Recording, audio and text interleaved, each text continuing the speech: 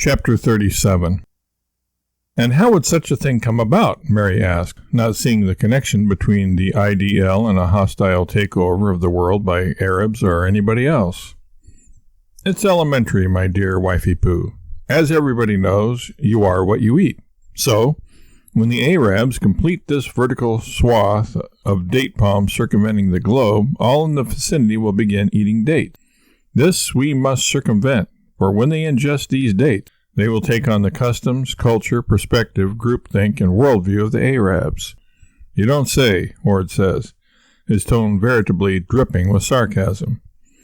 Wake up, Robespierre, and pay attention, Warble urgently urges. Yes, I did say so, and you might be worth more than a mangy dead rabbit if you'd get with the program, listen up, pay attention, and snap to it, he snaps, snapping his fingers. Ward considers giving up his post, but doesn't know how to get home from here.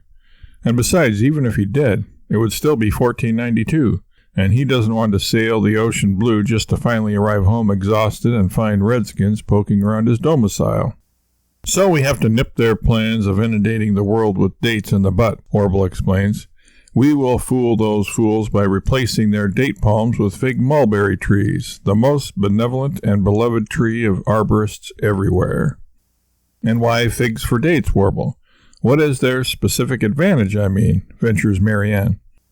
That's for me to know and you all to find out. Right now, by replacing the IDL with the IFL, International Fig Line, we'll secure freedom for the people, Warble answers.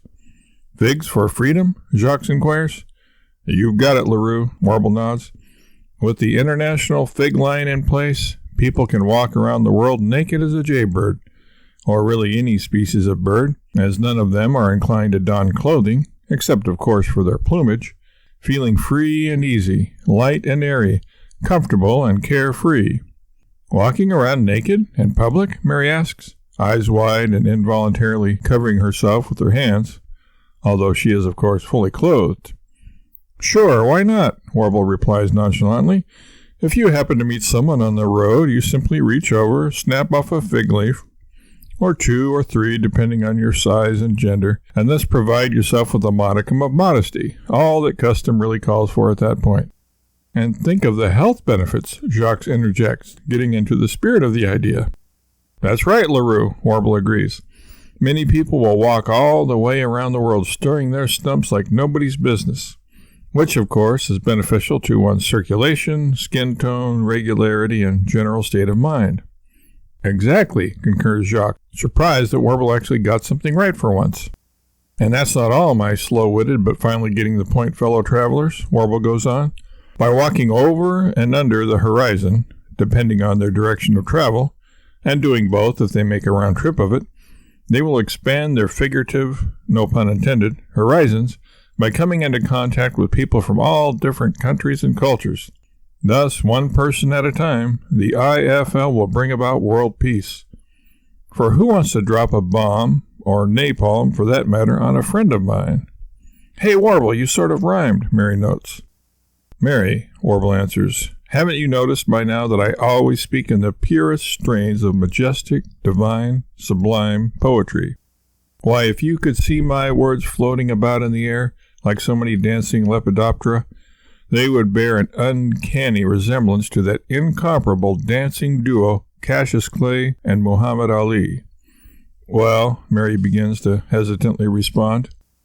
That's a deep subject for such a shallow mind, Warble cuts her off. And something else you all didn't think of. What to do with the dead date trees after we chop them all down? Well, it's Consumer Warble to the rescue again, Warble answers his own question. I've got it all figured out, no pun intended, perfectly and precisely. We'll load them onto slow barges, the shipping costs less that way, and send them to the Sarcasm. The Sarcasm? Ward wonders, looking like a paragon of perplexity. Don't you know anything, Robespierre? Warble answers, sighing. The Sarcasm is a giant crevasse in Germany. It makes our Grand Canyon look like a gopher hole by way of comparison. We can throw all those date trees and their foliage and brush into the Sarcasm without even making a dent in it, so to speak. It's the biggest landfill on Earth. And to top it all off, Warble adds, the figs that will replace the dates here on the IFL can be used for medicinal purposes too. They make an excellent poultice. You just squish a fig open and smear its innards all over the affected area. Here, I'll show you, Warble says, grabbing a fig from an inner pocket of his vest. Let's say you get stung in the face by a tsetse fly and you are afraid of infection. You would grab a fig, squish it, and spread the fig filling, pretty much the same stuff they inject into fig Newtons, by the way, all over your mug. Like this, Warble says, squishing the fig in his hand and smearing the gooey paste all over Ward's face. Ward doesn't especially appreciate being the recipient of Dr. Warble's miracle fig paste and flails his arms about for a bit, spluttering and stuttering. Ward finally finds his tongue while wiping off his mouth. You could also use a hanging harvest as ammo when you want to bean or fruit your fellow travelers, Ward says, running to the nearest date palm, quickly harvesting a handful of its overripe cargo and chucking them at Warble, who deftly ducks out of the way of the barrage. Mary, who is standing behind Warble, Mary is a big fan of Tammy Wynette and takes literally her musical exhortation to stand by your man, bears the brunt of the date onslaught. Soundtrack note. An apology to those who don't appreciate traditional country music, but what else could we do but play Stand By Your Man by either Tammy Wynette or Me First and the Gimme Gimmes at this juncture? Warble sees the look on Mary's face and determines it would be a good time for a little team-building exercise. Date fight! Date fight! Warble yells playfully, prancing over to one of the trees. The rest of the gang join in the merriment, and a free-for-all date-chucking melee ensues. Before one can spit and holler howdy, the whole area looks like an earthquake had struck or that a child's party had taken place there.